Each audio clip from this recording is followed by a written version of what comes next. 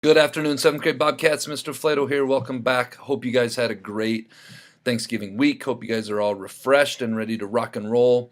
Make a strong 4-week push here until we get another break, winter break. So let's do our best at getting our butts to school every day, not missing any school, getting all our assignments turned in, get a little 4-week push here. I know we can all do it. On this week's B.O.B Lesson, going to continue on part 2 of emotional strength. So much of the battles of life are won 6 inches between your ears, in our own brains, how we process information. I'm going to hit on 3 different things today. The first is acting respectfully and avoiding being disrespectful to other people. Being disrespectful to other people in life rarely gets you anywhere. You may feel like it's getting you somewhere in the moment, or you're taking some anger, frustration you have and getting it off your chest. But really, to all the people that are around you, you get the reputation of not being a very cool person.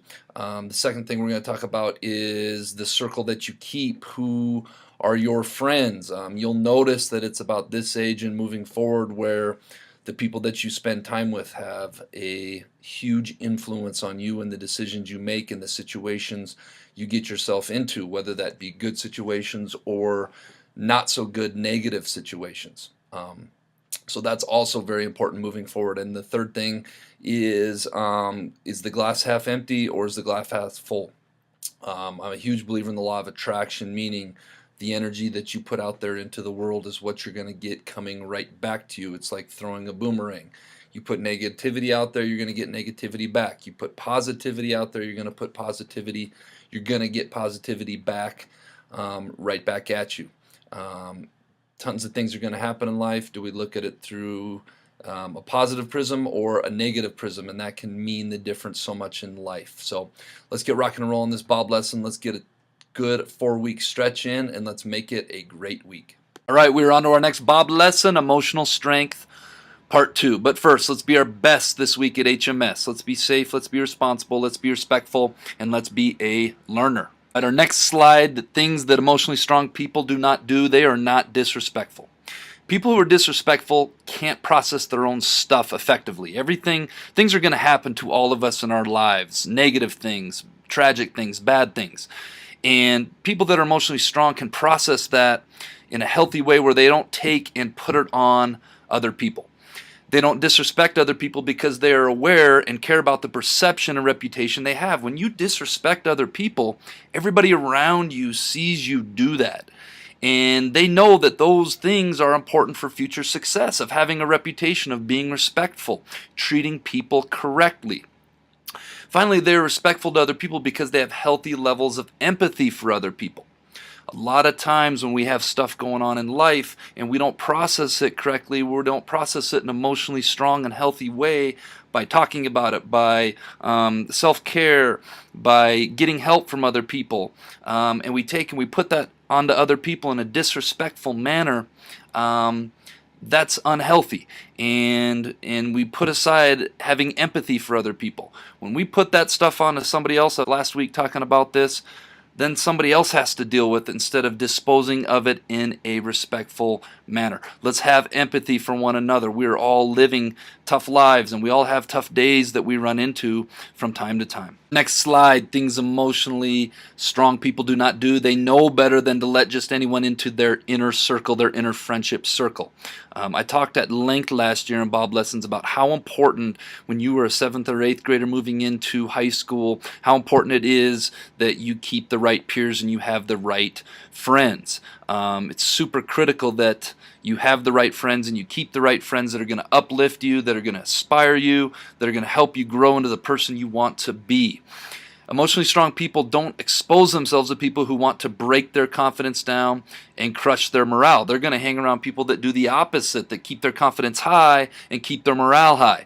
They don't spend time with people who aren't on the same drive and mission as they are. If you can think about that picture I had with the Lions last year, the Lion Pride that said surround yourself with people on the same mission as you. It's going to help you hold you accountable to getting where you want to go. A lot of people in the world are lost, don't have goals or standards of their own they want to hold themselves to. And they are more than willing to take on company of other people that want to get in trouble as well. Think about sometimes in your classroom when we have students who are off task. You can either be part of the fix, or you can be part of the problem. So emotionally strong people take a look around at their inner circle of friends and who they spend most time with. They say that you become like the 5 people you spend the most time with. What are those 5 people doing in your life? Something to think about. You guys remember the slide from last year in a B.O.B lesson where I talked about glass being half empty or the glass being half full? Well, emotionally strong people don't wake up and dread the day ahead. They look at the day ahead as an opportunity to still be alive, an opportunity to make something positive happen, an opportunity to accomplish a goal, an opportunity to think positively about what might happen next. The best part of your day should be the moment you wake up and realize you're still alive and can accomplish anything you put your mind to, especially at your guys' age in the 7th and 8th grade. You guys have your whole lives ahead of you. If you work hard and you do the right things and you treat people the right way, you can accomplish anything you want to in life. And that's what education is based around, and being here and leveling the playing field no matter what kind of background you come from, what kind of home support you come from. Through education, you can do anything you want to do. Emotionally strong people always see the glass being half full. What's going to happen next is going to be something positive. What's going to happen next is going to be a break in the right direction. What's going to happen next is going to be something good. My final slide in emotional strength, part 2, is emotionally strong people don't feel the need to fit in. And I think I hit a little bit on this last week when I talked about being their own person. The stronger you are emotionally, the more independent you start to feel. You don't need your emotional strength, or your happiness isn't dependent on other people and what kind of mood they're in and whether or not they give it to you on any given day. They don't feel the need to fit in because they do fit in where it counts in the world. Think about that. Emotionally strong people know they fit in this vast world of diversity. They don't need to be anybody other than exactly who they are, and that is such an amazing place to get to someday in life. That's a really tough place to get to in middle school and moving into high school, but that should always be a goal, is to get to a place where you don't need to answer to anybody. You are exactly who you are. Now, being able to look in the mirror and be okay with that is another thing. Wanting to fit in really says I'm afraid to not be myself. If I blend in with everybody else, then I'm accepted, then I'm not alone, and I have other people around me. They have security and self-esteem from within. That security and self-esteem doesn't come from validation from other people, or from a boyfriend or a girlfriend or a friend, or wherever we get it, a best friend, or Instagram likes, or Facebook likes, or ads, or Twitter retweets, or whatever it is you guys do, or Snapchat friends.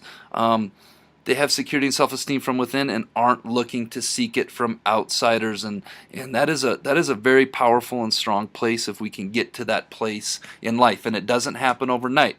It takes time, it takes work, it takes looking in the mirror, it takes doing your best every day, and ultimately loving yourself exactly who you are and how you are. All right, we're on to this week's quote of the week, which is believe in yourself and all that you are. Know that there's something inside of you that is greater than any obstacle. And I actually got this quote of the week. It was in the B.O.B box, so thank you to whoever left. All right, that brings us to this week's Jellybean Question of the Week winners, who are Bertie Heiser, Zoe Berinsky, Matthew Roberts, Olivia Thunstrom, and Mason Manning. The answer was mailbox. This week's Jellybean Question of the Week is, what rock group has 4 men that don't sing? If you think you know the answer, submit your answer to the B.O.B box no later than Friday. Tune in next week to see if you are a winner. All right, Bobcats, let's go out and make it a great week here at D. Helena Middle School.